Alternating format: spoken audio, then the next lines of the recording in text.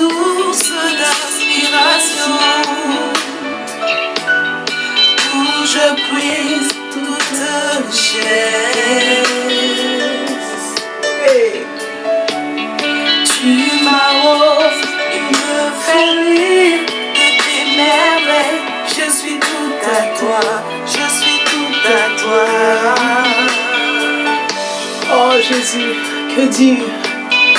Je contemple ta sainteté, oh roi. Je contemple ta beauté, Seigneur. Je contemple ton amour qui est grand et qui est redoutable, Seigneur. Parle encore, Seigneur.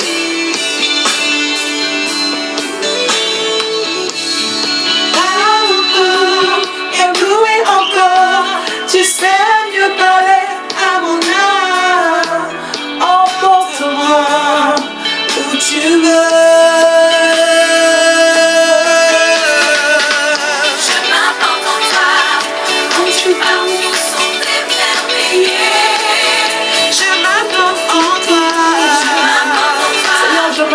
En toi. Je m'enracine en toi, oh Dieu. Je cherche ton cœur, Seigneur. La Bible me dit, cherchez l'Éternel pendant qu'il se laisse trouver, oh Dieu. Seigneur, je viens te chercher encore en ce jour, oh Éternel. Je viens chercher le Dieu des cieux. Je viens chercher celui qui ne sommeille ni ne dort, oh Éternel. Je viens chercher, oh le Dieu, celui qui s'appelle jaloux, le Dieu qui est jaloux, celui qui a montré, alléluia, ses œuvres, oh Éternel. Je viens te chercher. Je viens, oh Éternel, pour trouver ton cœur. Mon cœur désire rencontrer ton cœur, oh Dieu. Mon cœur désire rencontrer ton cœur, Seigneur. Mon cœur désire rencontrer ton cœur. Telle est ma prière, oh Dieu. Mon cœur désire, Seigneur, rencontrer ton cœur. Tel est le souhait de mon cœur. Telle est ma prière, oh Dieu. Mon cœur ne désire que rencontrer ton cœur, oh Dieu. Seigneur, je m'incline, oh Dieu. Je cherche ton cœur. Je cherche la volonté du Dieu parfait. Je cherche celui que mon Seigneur Jésus-Christ est venu présenter. Je viens, oh Dieu, devant ce Dieu que par le Seigneur Jésus-Christ, j'ai la grâce d'appeler Père. Oh Seigneur, quelle grâce de s'approcher. Merci encore pour ton amour. Je veux simplement m'enraciner. Merci pour ta parole. Merci pour l'intelligence que le Saint-Esprit dépose dans notre esprit. Merci pour cette sagesse, Seigneur, qui surpasse, oh Dieu, toutes les sagesses scientifiques, les sagesses humaines, oh Dieu. Oui, Père, merci pour la sagesse qui vient d'en haut.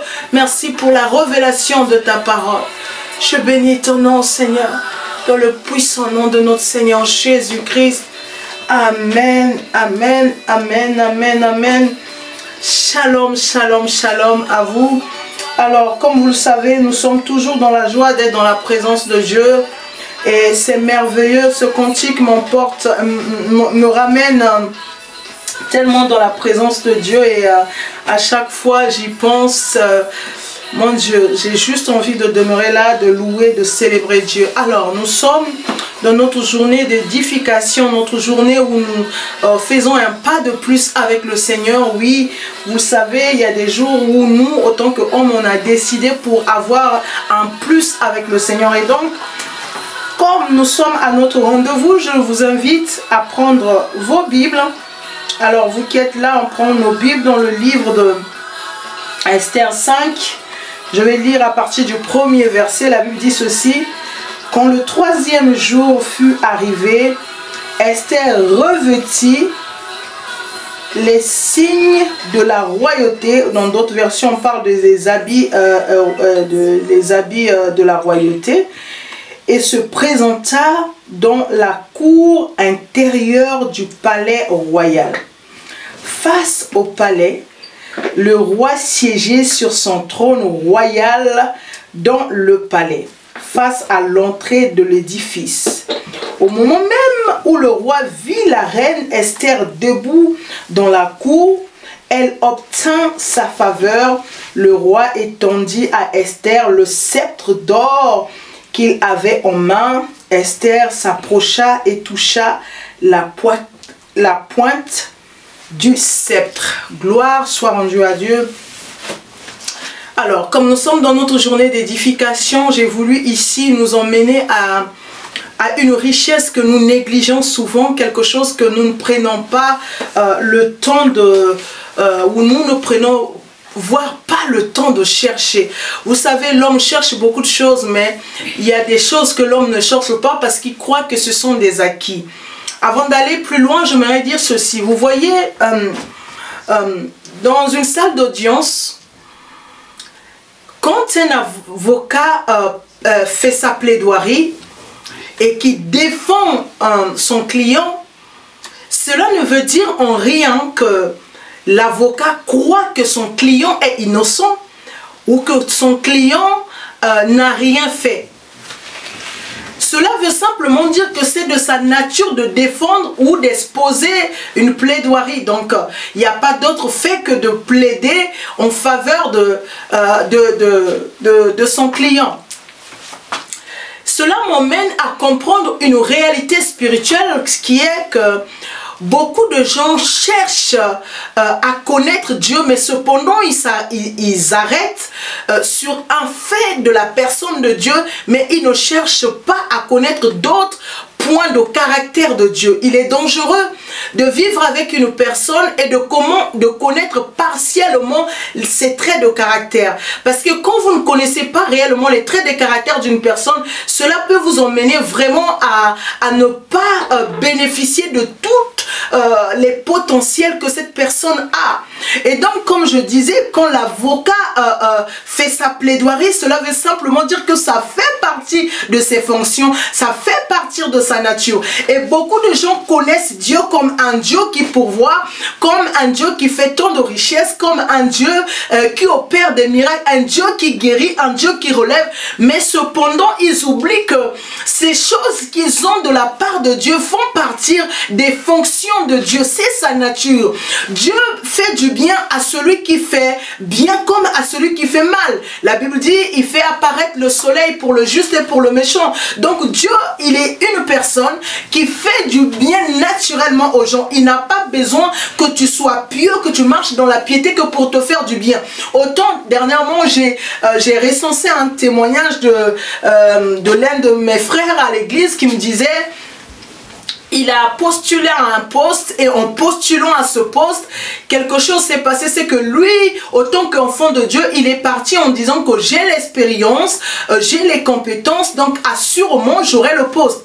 Mais quand on l'a informé qu'il n'avait pas le poste, il a commencé à accuser Dieu, il a commencé à traiter Dieu de tous les noms. Alors j'ai aimé la réponse du Seigneur. Le Seigneur lui a interpellé pour lui dire au fait mais ce que tu oublies, c'est que je suis un Dieu juste.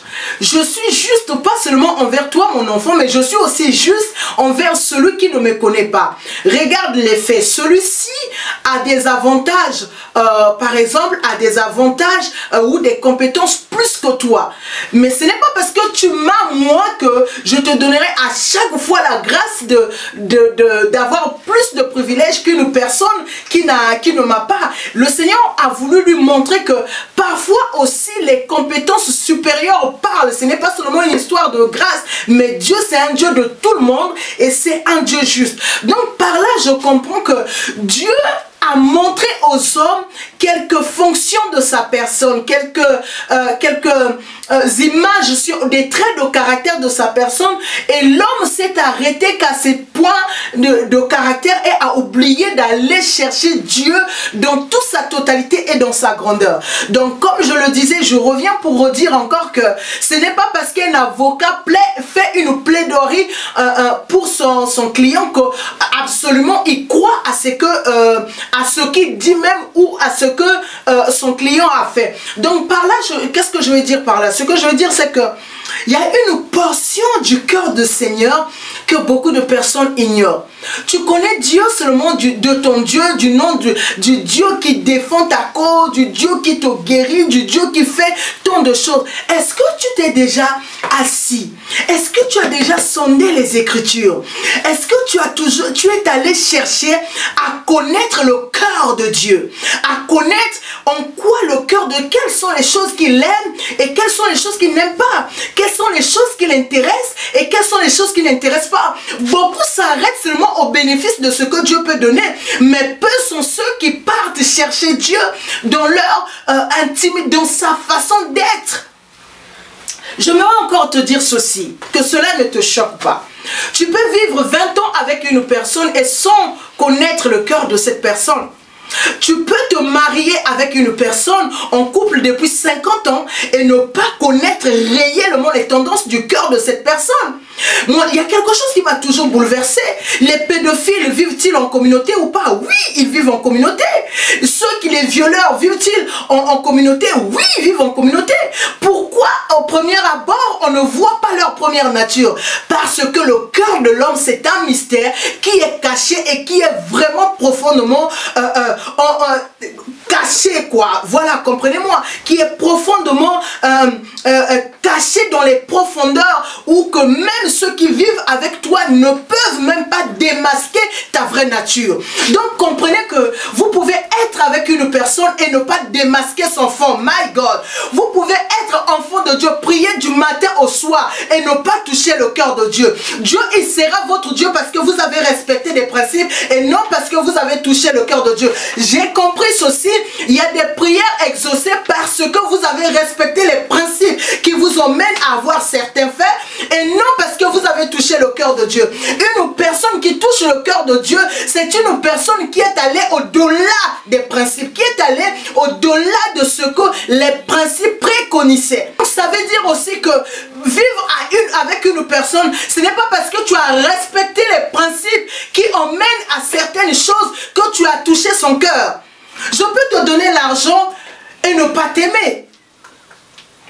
Je peux comprendre ton histoire et ne pas accepter ton histoire. Je peux marcher avec toi tous les jours et ne pas te mettre dans les personnes qui sont précieuses dans mon cœur. J'ai compris que l'une des vérités que les enfants de Dieu ne saisissent pas, c'est ce que j'appelle la cour intérieure. La cour intérieure, c'est une cour où beaucoup de gens restent dans la cour extérieure. Je reviens dans l'explication tout à l'heure. La cour intérieure, c'est quelque chose que les enfants de Dieu ne mentent pas pour voir ce qui se passe. Vous savez, au temps du roi Assuérus, dans le livre d'Esther que nous venons de lire, il y avait ce qu'on appelait les cours. Il y avait une cour extérieure où tous ceux qui travaillaient pour le roi pouvaient venir librement, mais ce n'était pas tout le peuple. Même le peuple, pour venir dans la cour extérieure, il leur fallait quand même une invitation, un mandat, quelque chose au fait. Ils ne pouvaient pas rentrer comme ça. Donc la cour extérieure, c'est cette cour du palais où tout le monde, les serviteurs pouvaient être, là où les ministres, les conseillers du roi résidaient, là où les hommes forts du roi étaient. Mais il y avait une autre cour qu'on appelait la cour intérieure, comme nous venons de le lire. Et dans cette cour intérieure, personne ne pouvait rentrer si le roi ne l'appelait. My God. Personne ne pouvait accéder dans cette cour si le roi ne l'invitait. Donc si tu t'hasardais à rentrer dans cette cour, quelque chose allait se passer. C'est quoi? C'est que c'était au risque de ta vie. Donc si tu rentres dans cette cour sans invitation, c'est ta vie que tu risques. La Bible nous parle de l'histoire d'Esther en disant que quand son peuple était malmené par tout vent, par Aman, quelque chose s'est passé. C'est que après 3 jours de jeûne et de prière où tout son peuple a jeûné, prié, Esther a pris une décision qui n'était pas la moindre, mais une décision qui était au risque de sa vie, au risque de sa destinée, au risque de tout. Elle alla devant, c'est-à-dire elle pénétra dans la cour intérieure, là où tout le monde n'est pas invité, là où tout le monde n'est pas admis. Et Esther, elle a été dans cette cour. Et la Bible dit que quand le roi vit la personne de Esther, Esther trouva grâce aux yeux du roi. Et le roi tendit le sceptre de son trône en disant que si tu demandes même d'office la moitié du royaume, je te le donnerai. Mais bien aimé, j'aimerais nous dire quelque chose. Ça veut dire que là, on voit qu'il y avait deux cours. Au temps du roi Hérode, dans le Nouveau Testament, il y avait 4 cours. Il y avait la cour des femmes, la cour des hommes, la cour des gentils, et voilà, et la cour du roi. Donc, ici, on nous présente 2 cours, mais on nous montre qu'il y a un danger de mort dans un autre cours. J'aimerais dire à une personne, je suis pressé de le dire, c'est que, bien aimé, quand tu ne risques pas ta vie pour chercher le cœur de Dieu, tu ne verras jamais la gloire de Dieu. Le cœur de Dieu, pour le rencontrer, ce sont des gens qui ont risqué leur vie. Si tu ne risques pas ta vie, tu ne verras pas, tu ne rentreras pas dans la cour intérieure. Ici, la cour intérieure, c'est comme le cœur du roi, c'est comme le cœur du Seigneur. Ceux qui accèdent dans la cour intérieure, ce sont des gens qui n'ont rien à perdre. Si tu as quelque chose à perdre, tu ne rentreras pas dans la cour intérieure. Dieu cherche les hommes qui ne cherchent pas seulement les bénéfices de sa cour.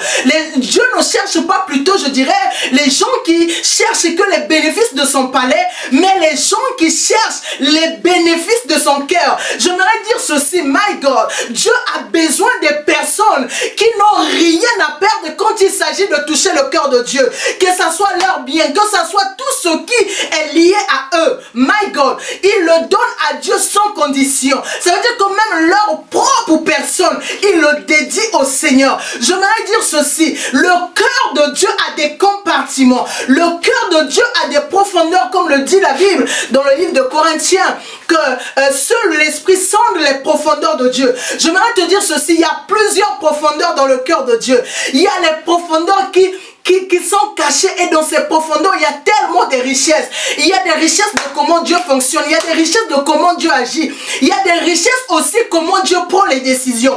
Celui qui monte dans la cour intérieure, monte là où Dieu prend les décisions, monte là où Dieu décide les choses, monte là où Dieu fabrique les choses de sa création. My God, quel privilège!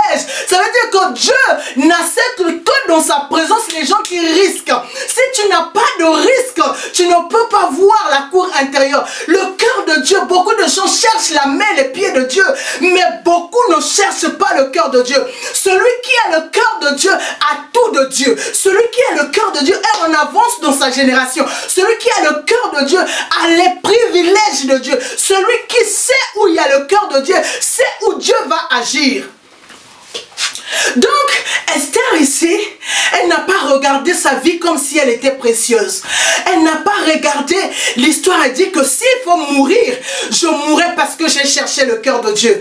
Je me suis posé la question. Nous prions, nous cherchons les choses, nous cherchons des élévations, nous cherchons des choses, nous demandons des choses à Dieu, nous voulons. Mais quel est ce genre de personnes, ou encore, quelle est la catégorie qui cherche le cœur de Dieu? Quelle est la catégorie des personnes qui cherchent à toucher le cœur de Dieu? À dire que Seigneur, il y a quelque chose que j'ai entendu. Je lisais la Bible tout à l'heure, il y a quelque chose qui m'a frappé dans l'esprit. Paul est en train de parler à une église, je me souviens plus de l'église, en train de parler à un peuple, je pense c'est au livre Corinthiens ou Colossiens, en tout cas entre les deux. Il leur dit quelque chose, il dit que mon compagnon ne cesse de prier jour et nuit pour que vous restez dans votre marche chrétienne. J'ai essayé de réaliser ces paroles. J'ai dit, une personne qui est en prison, une personne qui est dans les chaînes, qui ne cherche qu'à ce que le cœur de Dieu soit favorable à une catégorie de personnes. Bien aimé, il y a plusieurs façons de chercher à rentrer dans la cour du roi. Mais j'aimerais vous donner ici quelques secrets.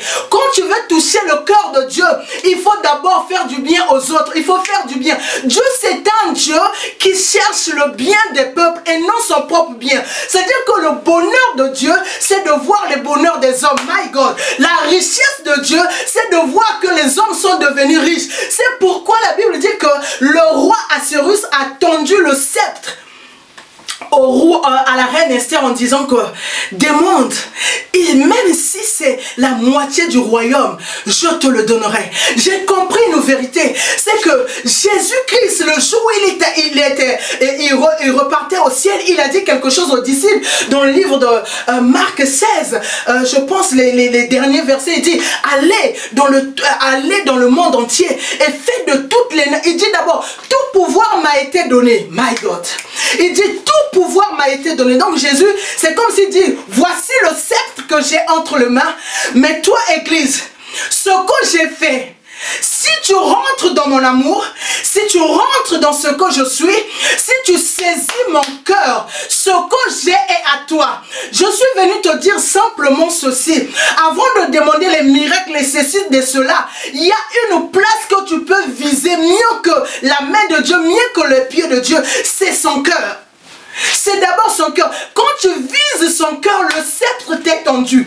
Quand tu vises le cœur de Dieu, Dieu te donne son sceptre. Dieu te tend pour te dire que ce qui est à moi est à toi. Parce que toute personne qui rentre dans ton cœur est obligée de marcher dans une dimension de ta vie. Les enfants que je porte aujourd'hui dans ma vie, mes enfants naturels dans la chair ou encore mes enfants spirituels, peu importe le pays où je vais, il y a un lien qui me lie avec ces personnes. Pourquoi? Parce que ces personnes sont dans mon cœur.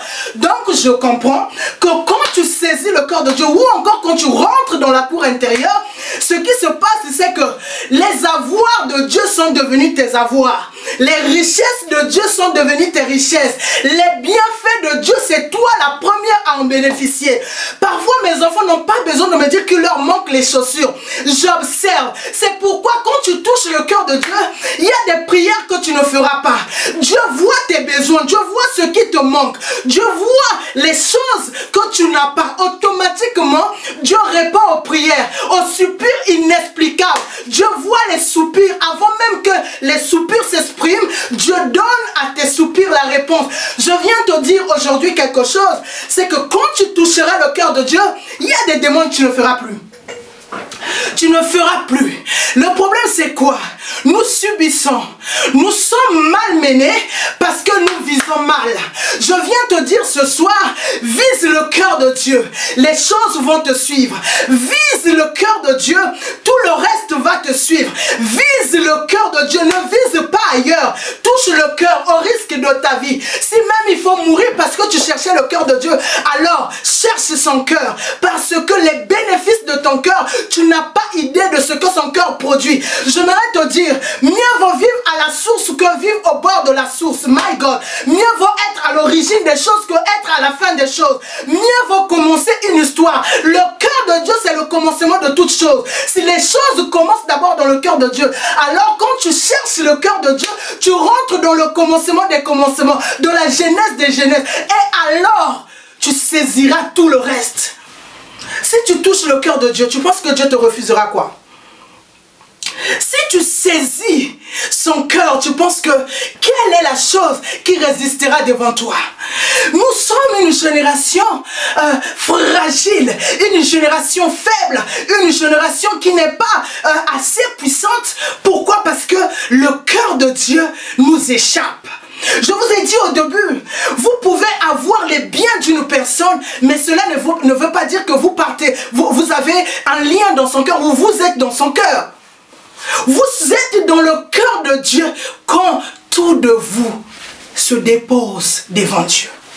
Quand il n'y a plus rien qui parle, quand vous risquez, quand on vous dit que Jésus, imaginez un peu, moi je salue la foi de ces martyrs, de ces hommes et femmes malgré leur vie. On leur a dit de ne pas évangéliser, de ne pas prêcher, de ne pas parler de Jésus, mais tellement rencontré le feu dévorant, tellement qu'ils avaient rencontré celui qui change l'histoire, tellement qu'ils avaient rencontré celui qui transforme des vies. Ils n'ont pas eu peur de parler. Parce que celui qui a le cœur de Dieu n'a plus peur de la créature. Celui qui a le cœur du Créateur n'a plus rien à perdre de la créature. Donc, en fait, vous voyez, le monde nous apprend à régler les problèmes. Comment régler les problèmes? À solutionner. solutionner, c'est-à-dire à donner des solutions, à donner une façon de faire, à donner une façon d'agir. Oublions que dans la manière de voir de Dieu, ce n'est pas les solutions que Dieu cherche. Dieu cherche les problèmes. J'aimerais te dire que Dieu cherche les problèmes. Dieu ne cherche pas les solutions. Il en a des solutions, mais Dieu cherche les problèmes. Je te montre comment Dieu cherche les problèmes. La Bible dit que quand le monde était informe et vide, c'est là où Dieu s'est intéressé. L'Esprit de Dieu couvrait. Ça veut dire que Dieu a couvert parce que le monde n'avait pas de forme. Et Dieu, à chaque fois qu'il voit un problème, il se précipite pour arranger. Mais j'aimerais te dire, si tu rentres dans cette dimension de celui qui traite les problèmes, c'est-à-dire que celui qui cherche les problèmes pour donner la solution aux problèmes, tu montes dans une dimension qui te fait de toi Dieu. Vous me comprenez? Qui fait de toi Dieu et non une créature. Le cœur de Dieu a plusieurs places. Dans le cœur de Dieu, il y a la place des enfants qui l'épatent. Il y a aussi la place de ceux qui se laissent totalement à lui. Il y a aussi la place de ceux qui ont dit: Seigneur, je veux que toi, tel que tu es, tu m'utilises. C'est-à-dire qu'il y a plusieurs compartiments. Mais dans un palier, on mène vers un autre palier de profondeur. Dans le cœur de Dieu, ce n'est pas parce que tu as vu ça que c'en est fini. Dans le cœur de Dieu, tout ce que tu vois te mène dans une autre profondeur. Tout ce que tu vois te mène dans une autre dimension. Tout ce que tu saisis te mène dans une dimension d'excellence. Tout ce que tu vois te mène dans une excellence. Donc tu comprends que quand tu rentres dans la cour intérieure, ce n'est pas seulement le royaume que Dieu te donne. La Bible dit que Esther, quand le roi lui a dit: demande ce que tu demandes, pas seulement à demander la mort d'Aman, de son ennemi, mais à demander au secours aussi une lettre soit écrite en faveur de son peuple. Mais vous imaginez les Juifs qui arrivent à régner dans un pays étranger sur les Mèdes et les Perses? Vous imaginez ça? J'ai compris que parfois certaines choses, on les a pas autant qu'enfants de Dieu parce que nous cherchons la plaidoirie de Dieu et non nous cherchons le cœur de Dieu. Jésus-Christ dans les jours de sa chair n'a fait que chercher le cœur de Dieu. Comment vous pouvez imaginer la journée de Jésus? La journée, il fait des miracles, il fait des miracles. Le soir, il retourne vers celui qui est le producteur de toutes choses. Il a cherché le cœur de Dieu parce que celui qui cherche le cœur de Dieu, c'est la route que Dieu prend. Celui qui cherche le cœur de Dieu sait quels sont les ingrédients de la formule de Dieu. Celui qui cherche le cœur de Dieu sait les composants que Dieu met pour faire que dans une salive, les yeux d'une personne recouvrent la vue. Vous voyez, quand tu rentres dans le cœur de Dieu, le système de fonctionnement de Dieu qui dépasse la science, qui dépasse la science humaine, la science des hommes, qui dépasse le mystique des mystiques. Cette science-là devient notre nature et qu'est-ce qui se passe? On saisit les choses comme Dieu. Alors qu'avec une seule chose, on peut produire des merveilles. Alors, ma prière, ou encore le cri de mon cœur, c'est que pour nous, pour cette journée d'édification, c'est simplement de nous emmener à dire que attention à ce que vous cherchez auprès de Dieu. Attention à ce que vous cherchez. Si ce que vous cherchez, c'est les mains de Dieu, c'est périodique. Si ce que vous cherchez, c'est les pieds de Dieu, sachez que c'est périodique. Mais si vous cherchez, my God, si vous cherchez le cœur de Dieu, vous vous étendez sur une éternité. Vous rentrez déjà dans les processus de Dieu éternel. Alors, quand une chose est éternelle, saisissez-la vraiment avec force et rigueur. Il y a des choses qui passent, mais il y a certaines choses qui ne passent pas. Donc, quand vous savez qu'une chose ne passe pas, en tout cas, saisissez la chose. Je viens nous dire, Église du Seigneur, je viens nous dire, peuple de Dieu, on doit chercher le cœur de Dieu. Et non seulement tout ce qui va. Le monde est dans l'ombre, dans les ténèbres. C'est-à-dire que le monde est vraiment à la dérive. Mais ceux qui cherchent le cœur de Dieu ne partent pas dans la perdition.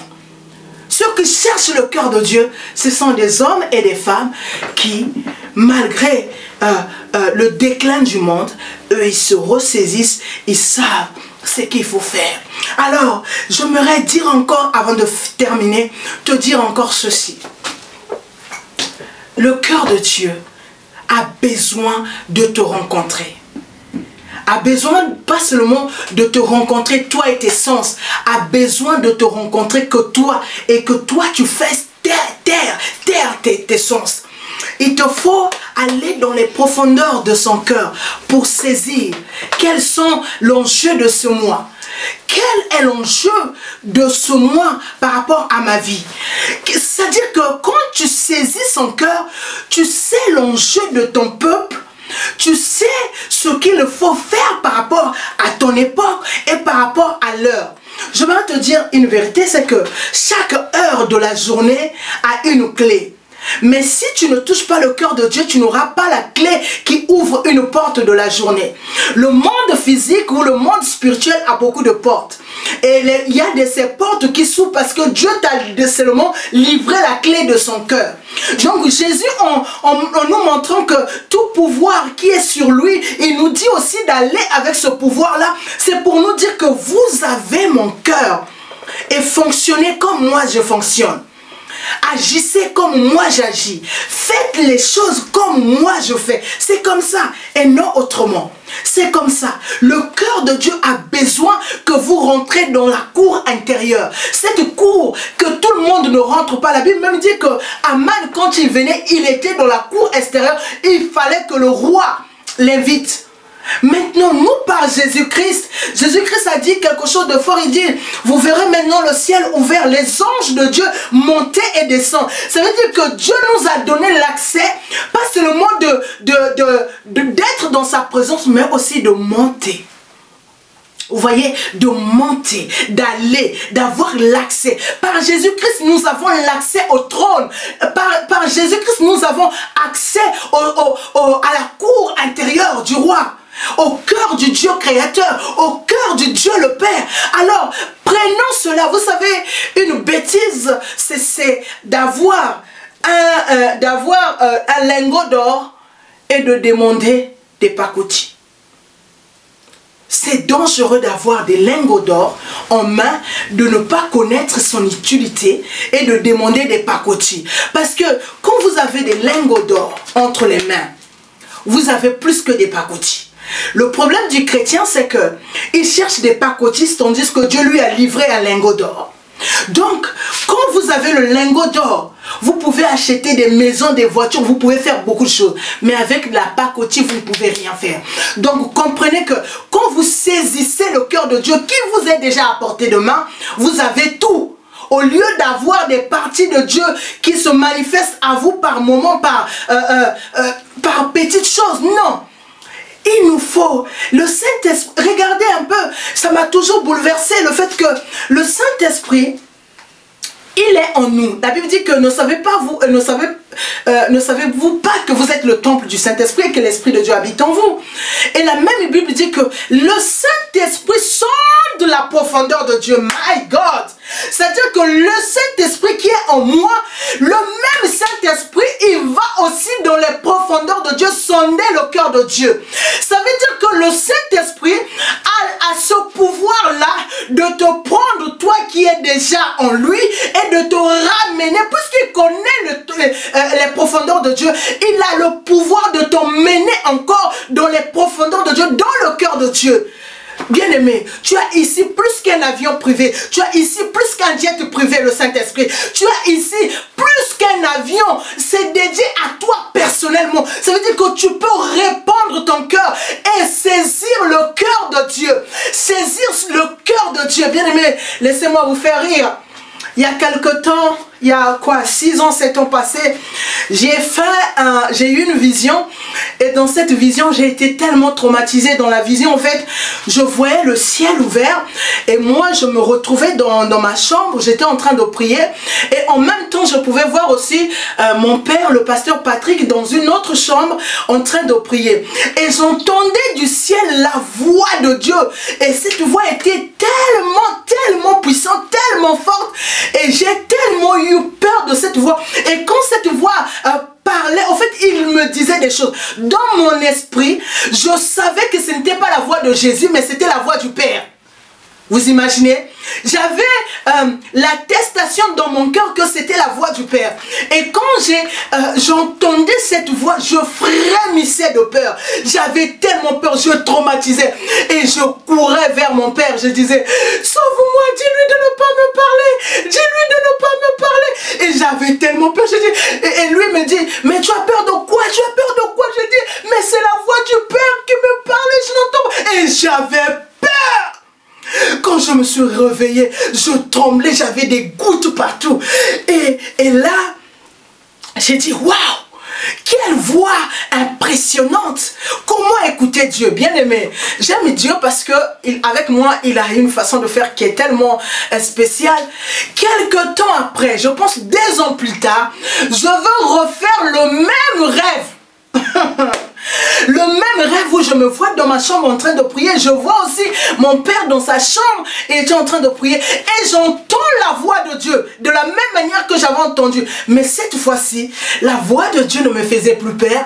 Et je pouvais saisir mot à mot ce qu'il me disait. Ce jour-là, j'avais compris que quand ceux qui font peur à certaines personnes, c'est parce qu'ils sont tellement loin de Dieu. Mais quand tu t'approches d'une intimité, les maris que tout le monde trouve sévères, mais leurs femmes voient en eux la douceur. My God, j'aimerais dire que ce Dieu qui fait trembler beaucoup de personnes, mais quand tu montes dans une intimité avec lui, quand tu rentres, quand tu touches son cœur, il change la tactique. C'est pourquoi il dit avec les prophètes, je parlerai par des visions, mais avec Moïse, je parlerai face à face. Pourquoi? Parce que la dimension où Moïse a fait le pas avec moi a changé aussi ma manière de parler. J'aimerais te dire ceci, quand tu pénètres dans son cœur, Dieu aussi change sa manière de converser avec toi, la manière d'agir avec toi. Saisis que il y a une façon où Dieu parle, mais seulement quand on a saisi son cœur. À une personne qu'on a touché le cœur, même les choses qui sont cachées sortent. C'est ce qu'Abraham a expérimenté. Quand il a touché le cœur de Dieu, quand il a lavé les pieds, Genèse 18, il a lavé les pieds, il a donné à manger, il a préparé le veau gras, il a préparé. Mais Dieu dit, cacherai-je à Abraham quelque chose? Pourquoi cacherai-je à Abraham quelque chose? Parce qu'Abraham est rentré dans les compartiments de mon cœur où je ne peux plus cacher quelque chose à Abraham. La cour intérieure. Attends que tu montes dans les degrés, que tu montes dans une dimension où tu cherches seulement son cœur. Tu cherches à lui plaire. Tu cherches que les âmes soient sauvées. Tu ne cherches pas tes intérêts, mais les intérêts de Dieu. Quand tu regardes le monde aux yeux de Dieu, Dieu change aussi la manière de parler avec toi. Dieu commence à te parler comme une épouse. Nous allons nous arrêter là et nous allons prier. Nous allons prier et j'aimerais que vraiment que tu cherches le cœur de Dieu. J'aimerais que tu rentres dans les profondeurs de son cœur. J'aimerais que toi et moi, nous soyons les artisans, des gens comme des Esther qui cherchent le cœur de Dieu, qui cherchent simplement à plaire à son cœur. Père, Dieu de grâce et de bonté, ma quête, ô Dieu de gloire, c'est de chercher. Je sais que mon Dieu, mon roi, le monde, c'est un département dans ton univers. Mais je sais que ton cœur, c'est aussi un univers que l'homme n'a jamais cherché à explorer. J'aimerais, Seigneur, m'asseoir. J'aimerais emmener mes pensées, mon être, à chercher, Seigneur, les bienfaits de cet univers qui est son cœur. J'aimerais, Seigneur, m'asseoir. Je prie que cette prière, Seigneur, soit le partage d'un frère, d'une sœur qui écoute, oh Dieu. Que nous ne cherchons pas, Seigneur, seulement les choses de ce monde, mais que nous ne cherchons pas les choses des anges seulement, mais que nous cherchons premièrement, Seigneur, premièrement, ton cœur. Seigneur, oh Dieu, nous voulons nous focaliser sur le centre, la source que tu es. Et non, Seigneur, sur les choses que tu peux donner. Père, je prie que les pensées, nos pensées soient révolutionnées. Parce que Jésus-Christ revient bientôt. Et comme Jésus revient bientôt, si nous ne saisissons pas, Seigneur, la richesse de ce qui nous attend, nous serons surpris. parce que nous n'aurons pas saisi l'enjeu. Seigneur, merci encore pour ce temps. Merci pour cette journée d'édification. Merci pour ta parole qui a été annoncée. Je crois que tu fais du bien à ceux qui sont là et à ceux qui nous suivent aussi sur Internet. Je crois, Seigneur, à tes bienfaits. Je bénis le nom de Jésus. Je te rends grâce pour tout ce que tu fais, Seigneur. Dans le puissant nom de Jésus. J'ai ainsi prié. Amen. Soyez richement bénis. À très bientôt.